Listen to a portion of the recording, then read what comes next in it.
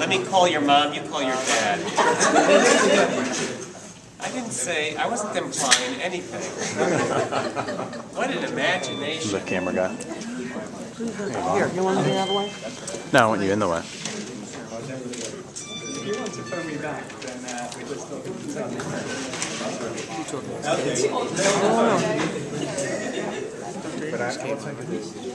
So, you go last. Did we rearrange this? Unfortunately not. I feel like this is the odd couple. Yeah. So,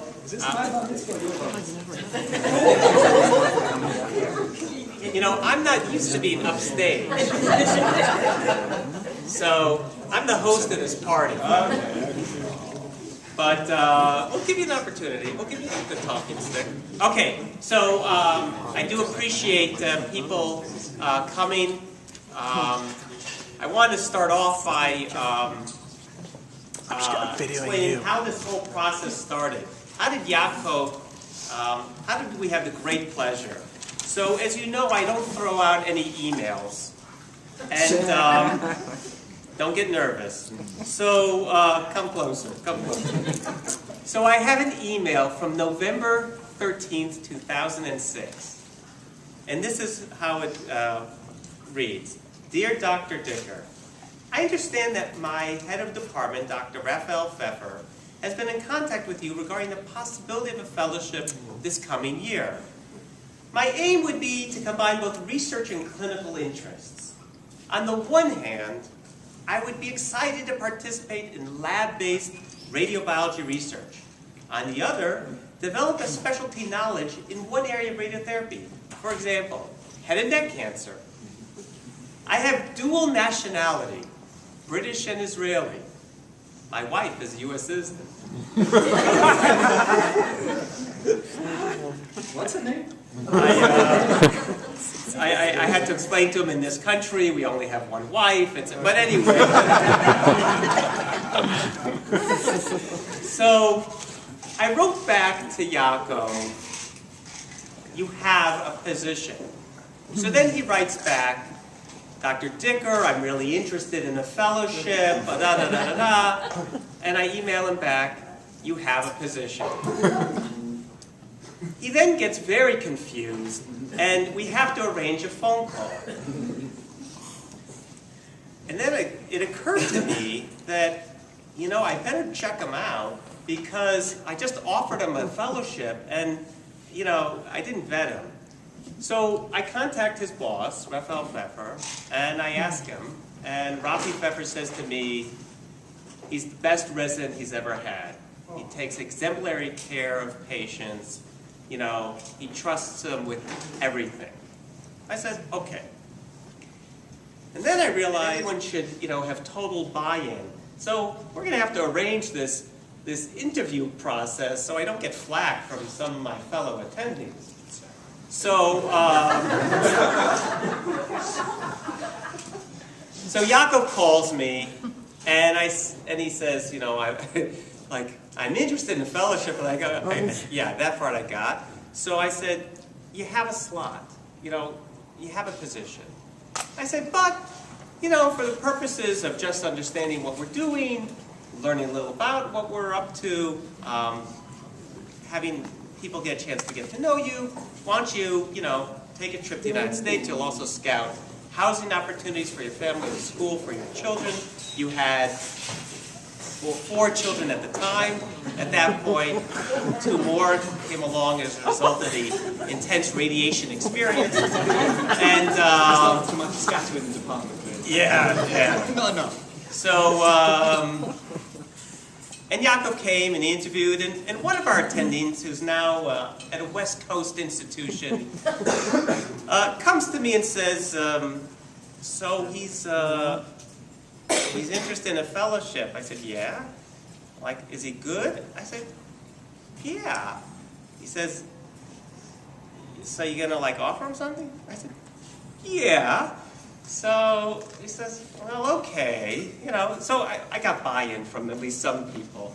And so let's reflect back from 2006. and 6. You arrived on our shores when, officially? August the 14th of 2007. 7. Took a little while for him to actually come. Some issues about visa stuff. So I knew the moment that we took him that at some point we'd be saying goodbye. Because I knew that his ultimate goal was to go back to Israel and really bring back whatever knowledge he gained here to Israel. And as talented as he is, and every year that he's been here, it's been such a pleasure. I mean, 1, he's been a colleague. 2, we went into areas that I didn't explore before on the lab side, translational side, on the clinical side. We had numerous conversations when he would give me a lift home or I would give him a lift home. And just an extraordinary faculty member. The residents will speak later, but they're really, in a way, upset that he's leaving. He's really been a significant catalyst for a lot of research. And, on the one hand, there's so much more I'd like to do with them here at Jefferson. On the other hand, he has a great opportunity in Israel. He's going to lead a division of translational radiation oncology. It's a new division at the largest hospital in Israel. And I knew this was going to happen, and it's like, I haven't really experienced having such a close colleague leave. There's no question in the short period of time you've been here, you've had a profound effect on the department. And all I can say is I wish you much success. I have no doubt that we'll be talking frequently and seeing each other, and you'll be coming to numerous scientific meetings, and some of us will be going to Israel. And when we go to Israel, we'll be sure to visit you. It's a bit noisy in my house. Right. Do you mind sharing I didn't say we visit you at your home in Jerusalem, but we can visit you in Tel Aviv and Tel HaShomer. But I really just want to say thank you. I mean, you've had a really profound impact on the department, and no one anticipated that this fellowship would really morph into a faculty position, and this faculty position would really have an impact on numerous individuals.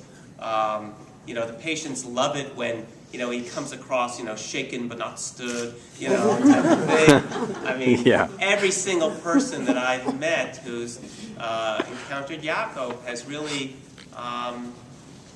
just talked about what a unique individual.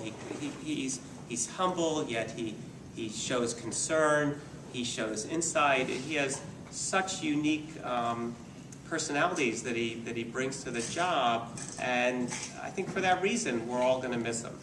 With that said, we have a small gift. Is this the time? Okay. I gotta like the Johnny Carson show. I always go off stage to. So with the help of Teresa and Jennifer and the rest of the department, we have a small gift. Does he unwrap it? Okay. So we purchased for you. Pardon me.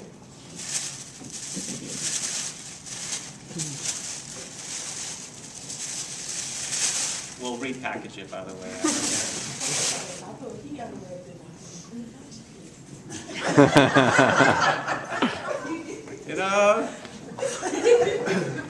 I feel at home here. Anyway, it's a. Do I let him do it now? Okay. So it's a clock with the Jefferson seal, and we've already set it to Jerusalem time, which is 7 hours ahead. Show the audience, please. You got it 6 hours ahead? 7. Okay, just checking. Anyway, it's a small token of our appreciation for you being part of our family. You will always be part of our family here at Jefferson. And with that, I'm going to let Maria Werner-Wasik come and say a few words.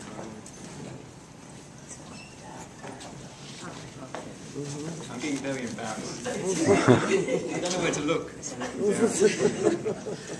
on behalf of the department and CNS service, I want to thank you for just being with us. You really graced our department with your enthusiasm for radiation oncology, enthusiasm for teaching residents, starting radiobiology journal club, writing research grants, writing review articles, writing original presentations, participating in the burden of the huge CNS service and the pleasure of that service. And I think we bonded a lot during the JHM crisis, where I couldn't have done it without you.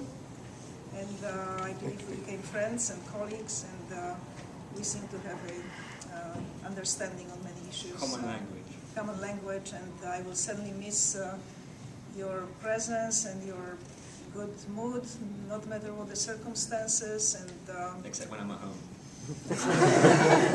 and your British accent, and your British gentleman behavior and attitude, and I wish you all the best from all of us. I hope our paths will cross, and we'll see you at Astro and RTOG and other meetings, right? Likewise.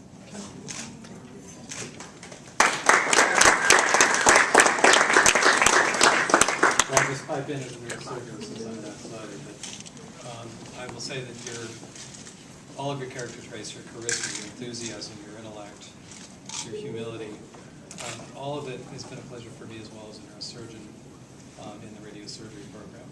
And as I mentioned, as a monument to your intellectual curiosity, not 2 days ago in clinic, we were going over a couple of films, it sparked an interest, and Yaacov, on his departure, is initiating yet another study. So, congratulations. The corroboration will be ongoing. But there's more. So, I'm the representative from the residents to thank you. Is now a good time to film my mother again? Feedback on all these years. Right, yes. Hold on.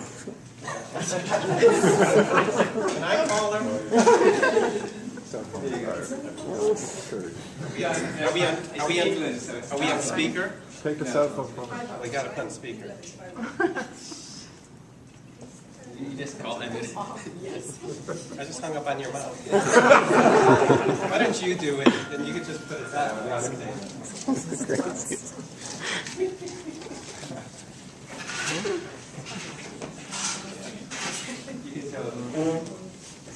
Okay.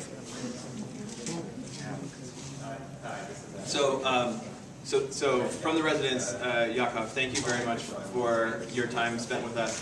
When you are sort of still getting your feet wet in this world and learning how to be a real grown-up and a real live physician, what you really want are people who you can say, who are not that dissimilar in your age, and say, I want to be like that person. I want to have the mannerisms at the bedside that that person has. I want to have this sort of zest and curiosity that that person has. And I think that those are the main things that I will sort of always remember about my interactions with you. And in a sort of unscientific poll of the residents, that's exactly what sort of everybody said, is that, you know, the thing that you want to take away something from everybody that you work with, because everybody sort of contributes to what you will end up being. And your zest and excitement for life are one thing. Your ability to balance all the many different things that you have going, from your family to your laboratory research to the patients that you see, is all something that we'll remember, and will be left as a mark on us. So thank you. Best of luck.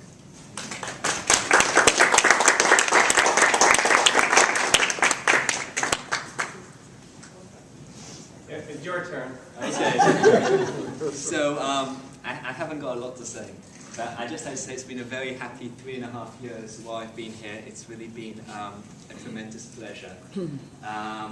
You know, when I first came here, and everybody was really very friendly, and you know, I wasn't quite sure if it was genuine or not, and maybe that's because my previous experience of America had been Brooklyn. But I soon discovered it really was a very genuine friendship, and I've never quite known how to, I've never quite overcome, how friendly everybody's been towards me, and it's been a tremendous honor to be here. I can't thank everybody by name. There've just been too many people, so I just went through everybody's profession and role, and we still have a long list, so we're going to try and do it more or less in alphabetical order. I'm going to see if we can do it in one breath as well. But I'd like to thank everybody who's in administration, billing, computer support, CMO, Dean's Office, dosimetry, grant personnel, graduate students, Yaacov, lab team, management, multidisciplinary staff, medical oncology, radiation oncology MDs, neuro-oncology, neurosurgeons, nursing, physics, postdocs, receptionists, research coordinators, scheduling, secretaries, social workers, statistics, therapists, and Teresa.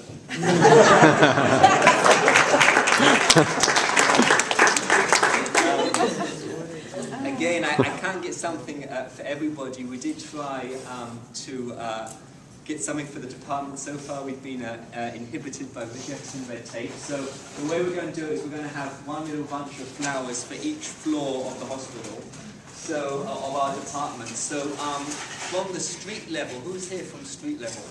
Has anybody left from street level? There is Barbara. So on behalf of everybody who works in street level, thank you very much. And Naisha, on behalf of everybody who works on ground level, thank you very much. And on behalf of Ginger sitting down, on behalf of everybody in the basement level, thank you very much.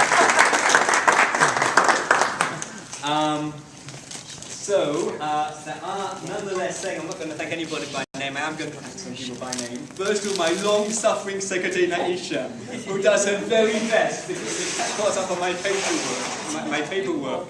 And we're more or less caught up now, I think. Because I'm expecting some phone calls after I get back to Israel, just for a few more signatures. Yeah.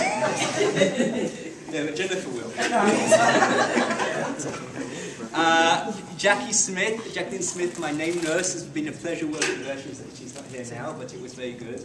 To Teresa Malatesta, who without her help, I would never have got my medical license, my this license, my that license. Nobody knows how to get through Pennsylvania and Jefferson red tape better than her.